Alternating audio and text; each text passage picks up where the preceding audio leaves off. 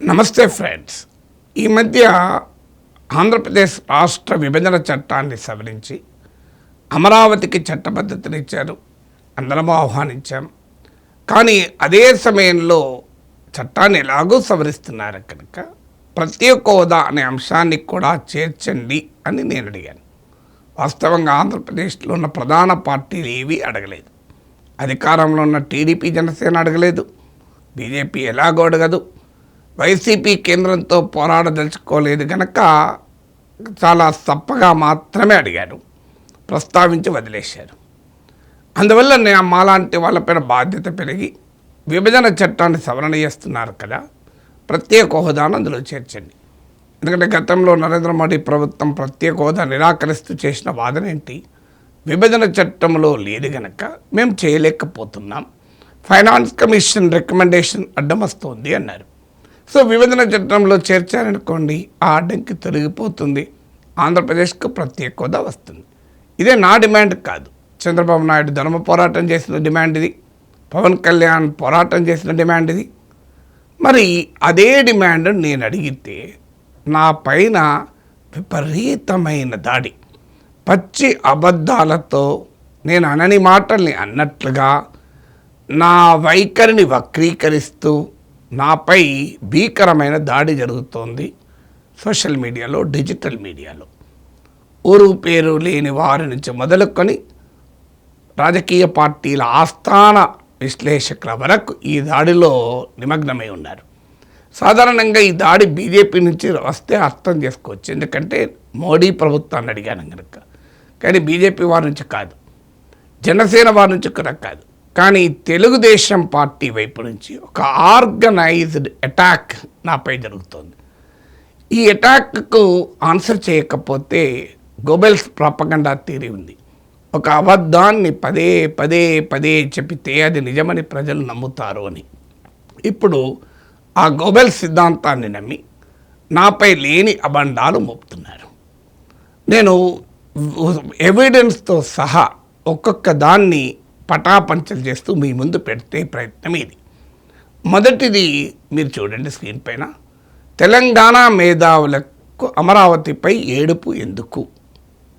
ఇదొక ఎగ్జాంపుల్ మాత్రమే. ఇలాంటివి అనేక వందలు.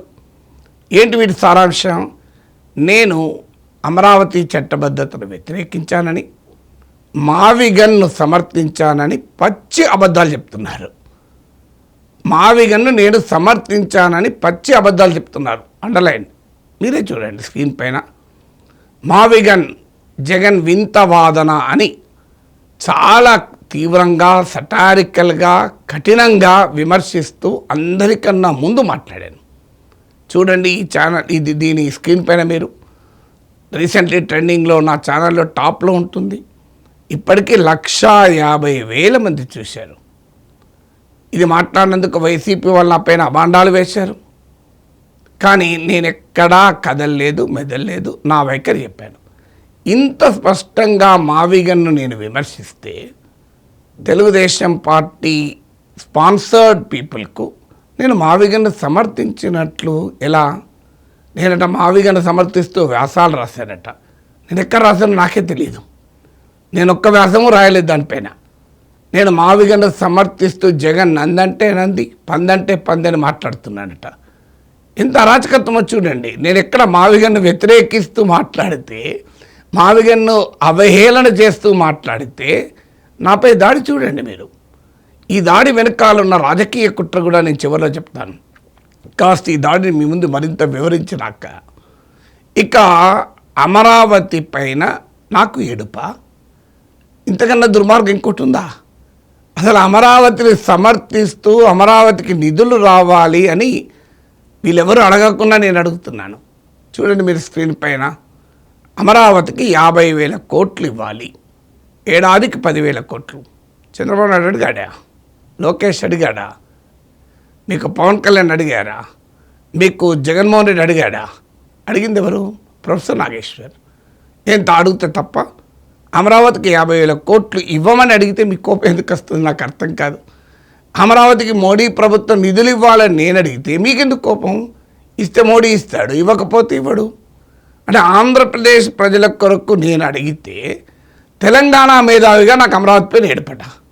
ఇంతకన్నా అరాచకత్వం ఒకటి ఉందా? మీరే చూడండి.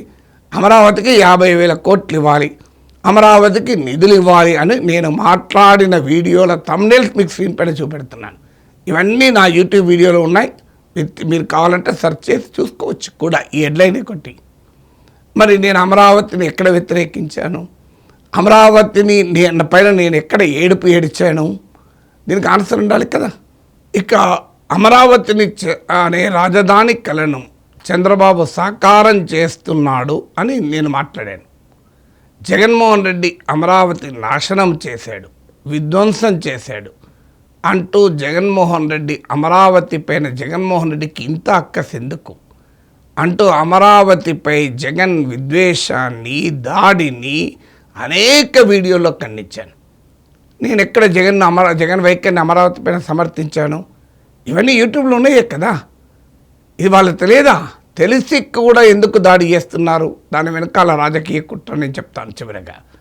సో ఇవన్నీ రెగ్యులర్గా చూసేవాళ్ళు, నా ఛానల్ చూసేవాళ్ళు తెలుసు. కానీ అందరూ ప్రతి వీడియోను చూడరు. ఏదో ఒక వీడియోను చూసేవారు నిజమే కావచ్చు, నాగేశ్వర్ అమరావతికి వ్యతిరేకము, మావిగన్కు అనుకూలము అని ఒక తప్పుడు భావనలోకి వస్తారు గనక ఇది చెప్పాల్సి వచ్చింది. మరి నేను అనని మాటను మావిగన్ను సమర్థించినట్లుగా చెప్తూ అమరావతి నేనేదో వ్యతిరేకించినట్లు, అమరావతి పైన ఏడుస్తున్నట్లు చెప్పాల్సిన అవసరం తెలుగుదేశం పార్టీ ఆస్థాన మీడియా వారికి ఎందుకు ఏర్పడింది?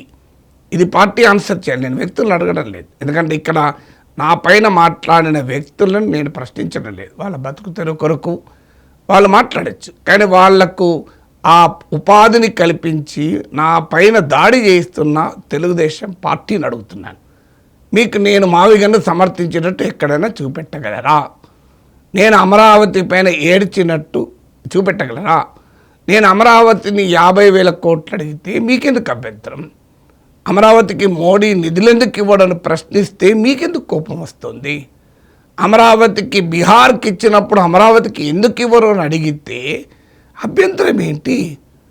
నాకు నిజంగా అర్థం కాని విషయం ఇప్పటికీ కూడా. దాని వెనకాల రాజకీయ కుట్ర దాగిలేదా? ఆలోచించండి. ఇక జగన్మోహన్ రెడ్డి అమరావతి పైన జగన్ వైఖరిని తీవ్రంగా ప్రశ్నిస్తూ నేను మాట్లాడిన వీడియోల థంబ్నెయిల్స్ కొన్నింటిని మాత్రమే మీకు చూపెడుతున్నాను స్క్రీన్ పైన. ఇంకా చాలా ఉంటాయి.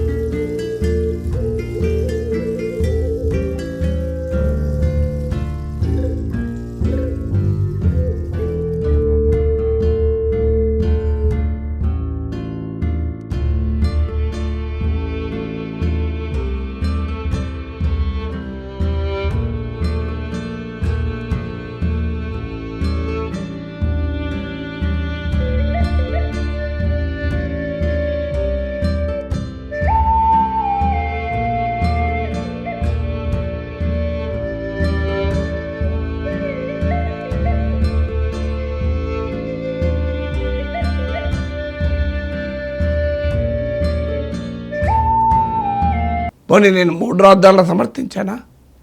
ఒకసారి మీరే స్క్రీన్ పైన చూడండి. జగన్మోహన్ రెడ్డి 3 రాజధానుల పేరిట ఆడిన రాజకీయ నాటకాన్ని, జగన్మోహన్ రెడ్డి రాజకీయ వ్యూహాన్ని విశ్లేషిస్తూ, విశదీకరిస్తూ అనేక సార్లు ఎక్స్పోజ్ చేస్తూ మాట్లాడాను. మీరు చూడండి స్క్రీన్ పైన నేను మాట్లాడిన వీడియోలు.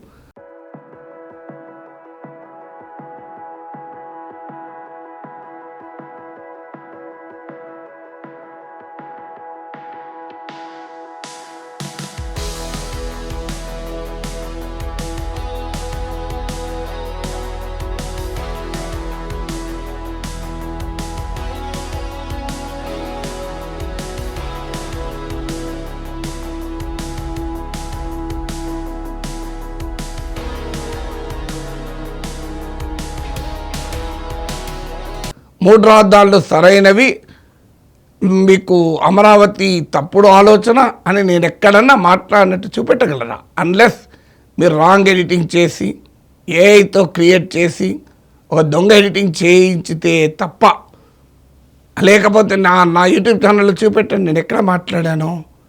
సో ఇది పచ్చి అబద్ధం. ఇక ఇంకో వాదన, జగన్మోహన్ రెడ్డిని నేను ప్రశ్నించలేదు. ఆయన 5 ఏళ్ళు అధికారంలో ఉంటే ఆయనకు మద్దతు ఇచ్చుకుంటూ ఉన్నానట. ఇంతకన్నా పచ్చి అబద్ధం ఇంకోటి ఉంటుందా?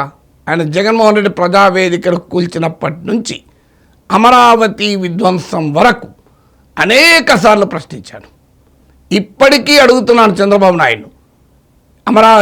అమెరికా కోర్టులో అదానీ పైన ఉన్న కేసులో 750 కోట్లు జగన్కు ముడుపులు ముట్టాయని ఆరోపణ వచ్చింది. మీరు ఎందుకు కేసు పెడతలేరని అడుగుతున్నాను.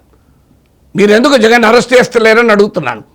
ఎందుకు అదానీ పైన కేసు పెట్టి జగన్మోహన్ రెడ్డి పైన ఎందుకు కేసు పెడతలేరని అంటున్నాను.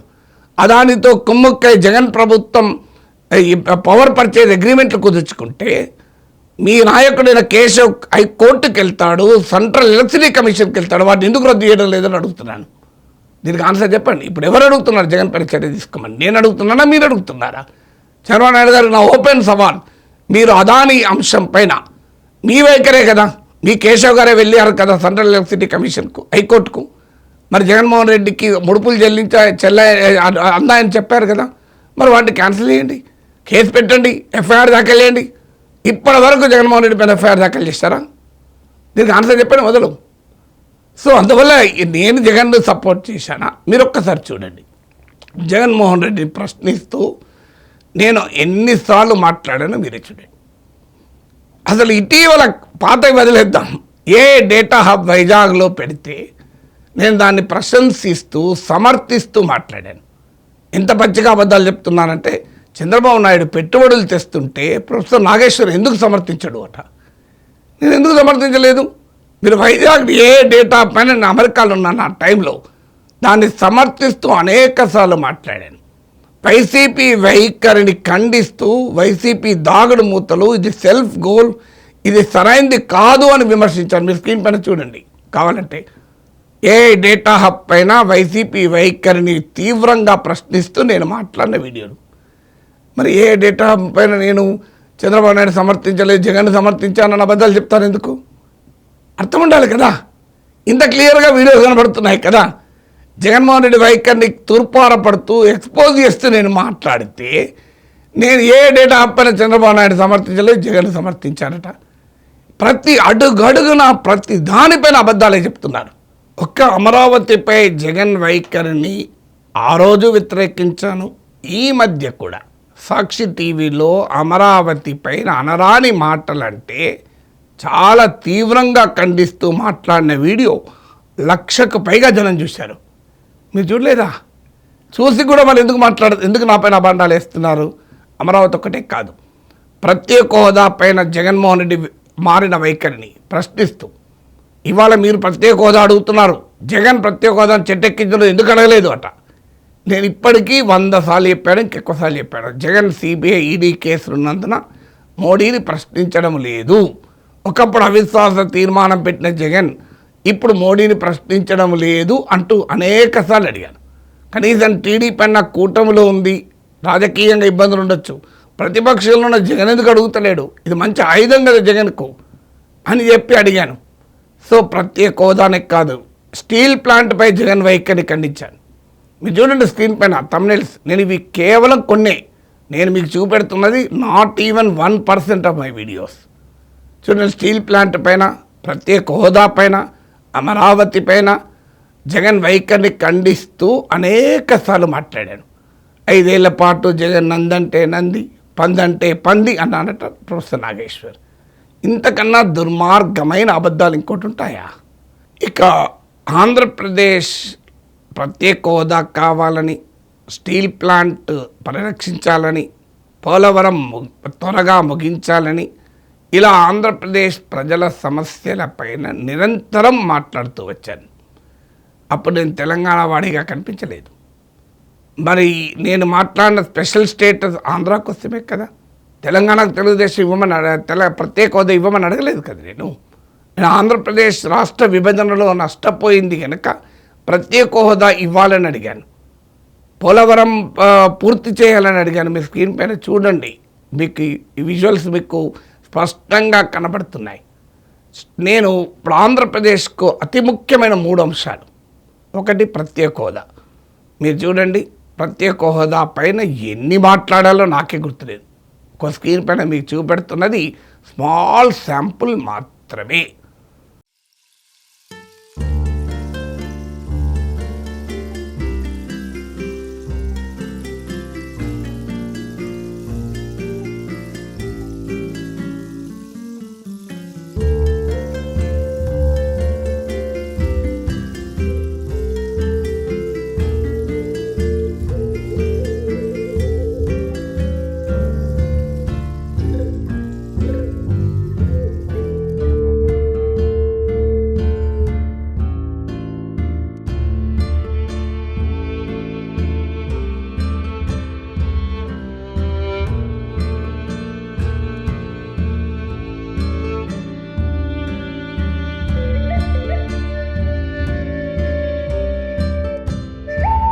ఇక చూడండి, విశాఖ స్టీల్ ప్లాంట్ పైన ఎన్ని మాట్లాడాను నాకే గుర్తులేదు.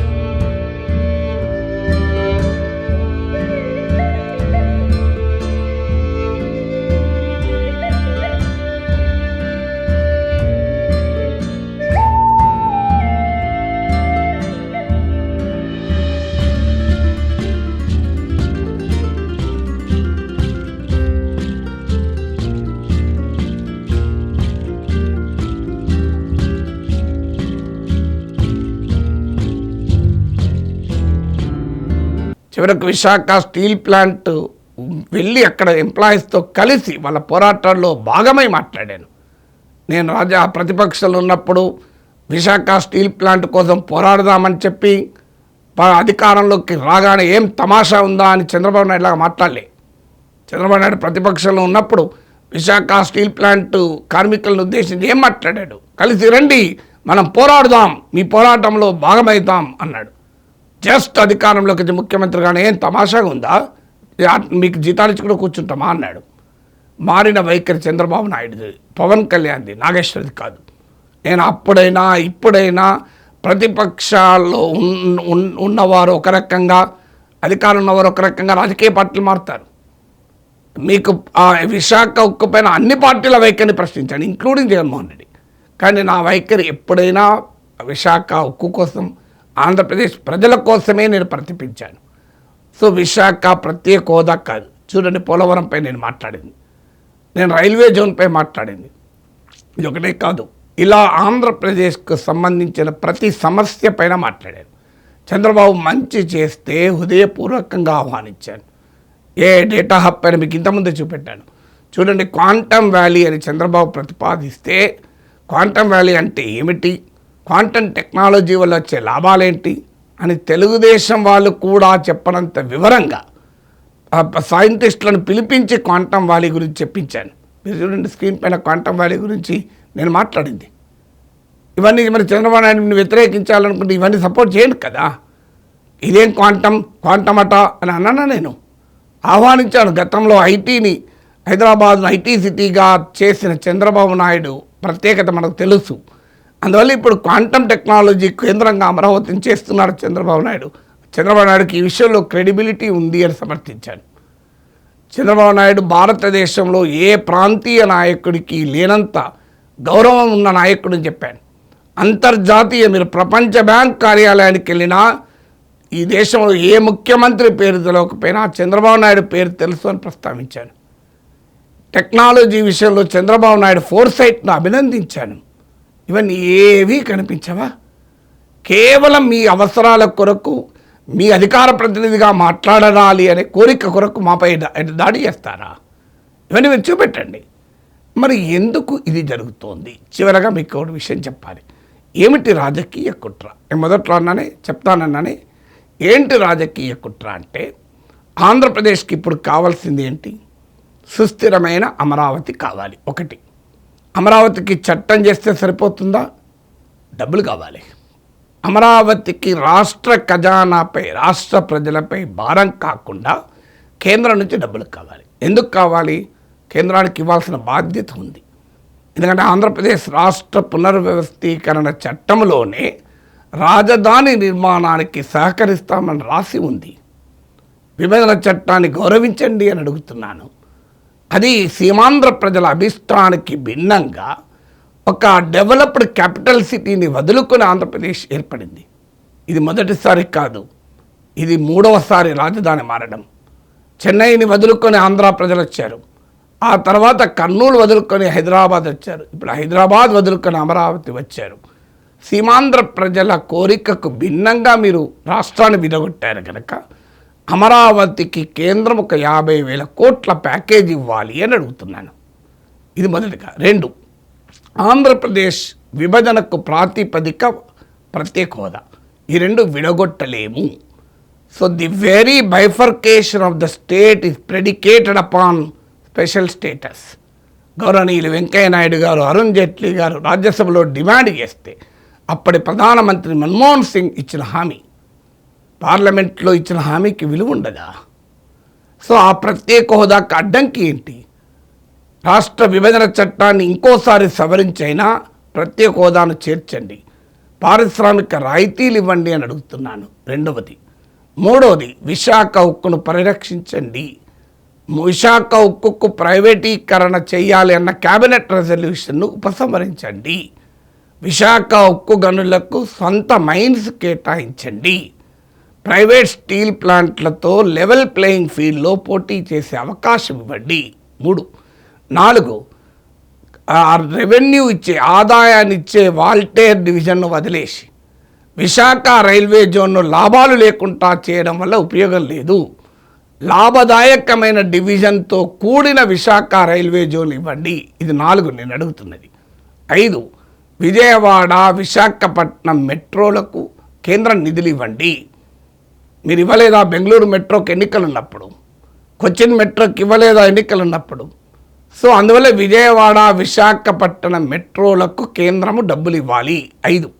6, కృష్ణా గోదావరి బేసిన్ ఆంధ్రప్రదేశ్ తీరాన ఉంది. ఇది ఇవాళ కాదు, 15 ఏళ్ల కింద మాట్లాడాను నేను. శాసన మండలిలో కృష్ణా గోదావరి బేసిన్ గ్యాస్లో ఆంధ్రప్రదేశ్ రైట్స్ గురించి నేనే తీర్మానాన్ని డ్రాఫ్ట్ చేశాను. శాసనమండలి ఆ తీర్మానాన్ని ఏకగ్రీవంగా ఆమోదించింది.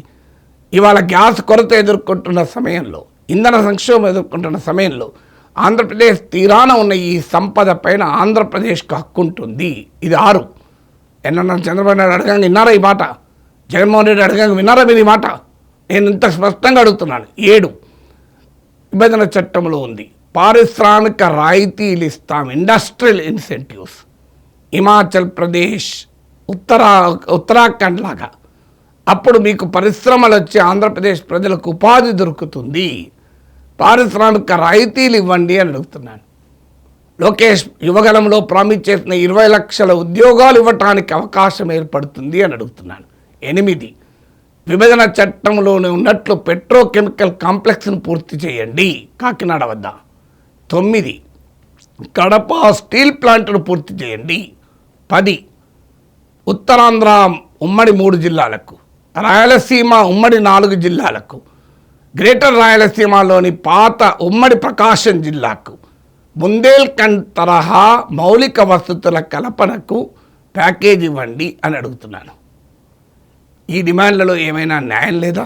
ఈ డిమాండ్లు అడిగితే ఆంధ్ర ప్రజల హక్కులను కాపాడినట్టు కదా? ఈ డిమాండ్లు అడిగినందుకు నాపైన దాడి ఎందుకు? విచిత్రం లేదా మీకు? ఈ డిమాండ్లు ఆంధ్రప్రదేశ్ ప్రజల కొరకే కదా. ఇవన్నీ చంద్రబాబు నాయుడు అడిగినాయి కదా, ఇవన్నీ పవన్ కళ్యాణ్ అడిగినాయి కదా. మీరు కేంద్ర సంస్థలకు కావాలని ఆంధ్రప్రదేశ్ పోరాడాం.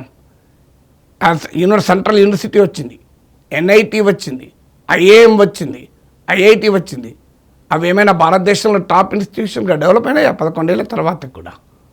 ఇప్పటికీ కూడా నిధులు లేక, అభివృద్ధికి నోచుకోక కూనరిల్లుతున్నదా లేదా? నేను ఆ భారతదేశంలో గర్వించదగ్గ ఇన్స్టిట్యూషన్స్లో ఒక్కటైనా, ఆంధ్రప్రదేశ్లో ఏర్పాటైన కేంద్ర సంస్థ ఒక్కటైనా దేశంలో టాప్ 10 ఇన్స్టిట్యూషన్లో చేరిందా? ఎందుకు చేరకూడదు అని అడుగుతున్నాను. విజయవాడ విశాఖపట్నంల మధ్య బుల్లెట్ ట్రైన్ ఎందుకు వేయకూడదు అని అడుగుతున్నాను. సో ఈ డిమాండ్లు ఎవరి కొరకు అడుగుతున్నా? ఆంధ్రప్రదేశ్ ప్రజల కొరకు కదా. సమస్య ఏంటంటే ఈ డిమాండ్లు అడగడం వల్లనే నా పైన దాడి. అందులో రాజకీయ కుట్ర ఉంది. నాకు అర్థం కాలే, ఇంత స్పష్టంగా నేను ఆంధ్రప్రదేశ్ ప్రజల గురించి అడుగుతుంటే నా పైన ఎందుకు దాడి చేస్తున్నారు, తెలుగుదేశం ఆర్గనైజ్డ్ అటాక్ ఎందుకు చేస్తున్నా మీద అని నేను కొంతమంది టీడీపీ సీనియర్ నాయకులతో మాట్లాడాను. అంటే ఈ అంశాలు నేను మాట్లాడడాన్ని సమర్థించిన వారితోని కాస్త సీనియర్లు ఎన్టీ రామారావు కాలపు నాయకులు, చంద్రబాబు నాయుడు మొదట్లో ఉన్నప్పుడు ఆయనతో పనిచేసిన మొదటి నుంచి వచ్చిన తరం నాయకులు, వీళ్ళతో మాట్లాడాను. వాళ్ళు ఏం చెప్తున్నారంటే, ఏమీ లేదు సార్, మా పార్టీ కొన్ని రాజకీయ అవసరాల రీత్యా మేము బీజేపీతో కలిసాం, అందువల్ల మేము అడగలేకపోతున్నాం. న్యాయంగా అయితే మీలాంటి వాళ్ళు అడుగుతున్నందుకు మా చంద్రబాబు నాయుడు ఆనందించాలి, మా లోకేష్ గారు ఆనందించాలి. కానీ వాళ్ళు ఒక రాంగ్ అండర్స్టాండింగ్లో ఉన్నారు. మేము అడగలేకపోతున్నాం గనక మీరు అడగడం వల్ల పబ్లిక్ డొమైన్లో ఇవి ముందుకొచ్చి పార్టీ రాజీ పడింది బీజేపీతో, మోడీతో అని ప్రజలకు అభిప్రాయం కలుగుతుంది. అందువల్ల మీ పైన రాజకీయంగా ఈ దాడి జరుగుతోంది. ఎందుకంటే ఆంధ్రప్రదేశ్లో ఉన్న ప్రత్యేక పరిస్థితి ఏంటంటే, మేము అడగకపోతే ఎవరు అడగరు. కేంద్రం ప్రభుత్వంతో జగన్మోహన్ రెడ్డి పోరాడాడు, ఆయన మీద సిబిఐ కేసులున్నాయి, ఈడీ కేసులున్నాయి. కేంద్రాన్ని ప్రశ్నించిన హేమంత్ సోరెన్, అరవింద్ కేజ్రీవాల్ జైలుకే వెళ్ళారు. ఆయన ఆల్రెడీ జైలుకి వెళ్ళి వచ్చారు. అందువల్ల జగన్ జాగ్రత్త పడతాడు. మీరు గమనించండి, 11 ఏళ్లలో ఏ అంశం పైన జగన్ మోడీని ప్రశ్నించలేదు. పవన్ కళ్యాణ్ మాతో కూటమిలో ఉన్నాడు కనుక ఆయన ప్రశ్నించడు. ఇక ఎవరూ ప్రశ్నించడు. కాంగ్రెస్ వామపక్షాలకు బలం లేదు. మీరెవరు మాకు తగిలారు సార్ అపోజిషన్గా? ఇవన్నీ గుర్తు చేస్తూ ఆంధ్రప్రదేశ్ ప్రజలకు ప్రత్యేక హోదా ఏమైంది, విశాఖ ఉక్కు సొంత గనులు ఏమైనాయి, రైల్వే జోన్ ఎందుకు ఇట్లా నష్టం చేస్తున్నారు, కడప స్టీల్ ప్లాంట్ ఏమైంది, పెట్రోకెమికల్ కాంప్లెక్స్ ఏమైంది, బుందేల్ఖండ్ తరహా వెనుకబడిన ప్రాంతాల అభివృద్ధి ఏమైంది, అమరావతికి 50,000 కోట్లు ఎందుకు ఇవ్వరు, ఇవన్నీ అడిగే వరకు ఏమవుతుందంటే మా రాజీ ఎక్స్పోజ్ అవుతుంది సార్. మేము అడగలేం కదా. అందువల్ల మీ పైన ఈ దాడి, మీ నోరు మూయించాలని. కానీ మీరు అడగండి సార్, మీరు అడిగితేనన్నా ఆంధ్రప్రదేశ్ లాభం జరుగుతుంది. తెలుగుదేశానికి నష్టం జరుగుతుందో లేదో మాకు తెలియదు, కానీ మాకు రాష్ట్రం ఫస్ట్. ఇది ఎవరో కాదు, తెలుగుదేశం సీనియర్ లీడర్ చెప్తున్నారు. సార్ మా వాళ్ళు ఒక తప్పుడు అవగాహనతో ఉన్నారు. వాస్తవంగా మీరు అడగడాన్ని ఎంకరేజ్ చేయాలి. మేము అడగలేని మీరు అడుగుతున్నారని ఆనందపడాలి. మేము అడగలేని ప్రత్యేక రాజకీయ పరిస్థితుల వల్ల మేము అడగలేకపోతున్నాం. ఎందుకంటే పాలిటిక్స్లో కొన్ని కాంప్రమైజెస్ తప్పవు. సివిల్ సొసైటీ నుంచి డిమాండ్ వస్తానన్న మోడీ ప్రభుత్వం మీద ఒత్తిడి పెరుగుతుంది. మీ ఒత్తిడిని చూపెట్టైనా మా వాళ్ళు అడగచ్చు. కానీ అన్ఫార్చునేట్లీ ఈ వాస్తవాన్ని మా వాళ్ళు గమనించలేకపోతున్నారు. మీరు అడగడం వల్ల మా పొలిటికల్ కాంప్రమైజ్, మోడీ ప్రభుత్వంతో మేము పడిన రాజీ బయటపడుతుంది అని భయపడుతున్నారు. అందుకే మీ మీద అటాక్. మరి మీ మీద అటాక్ చేయాలంటే ఏం చేయాలి? మిమ్మల్ని జగన్ ఖాతాలో వేయాలి. మీరు జగన్ను విమర్శించింది, మీరు జగన్ను ప్రశ్నించింది ప్రజలకు ఎక్కువ కాలం గుర్తుండదు కదా సార్. Memory short lived.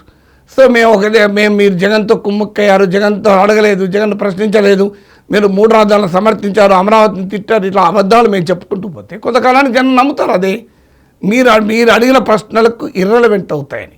దీనివల్ల ఎవరికి నష్టం? ఆంధ్రప్రదేశ్ ప్రజలకు నష్టం.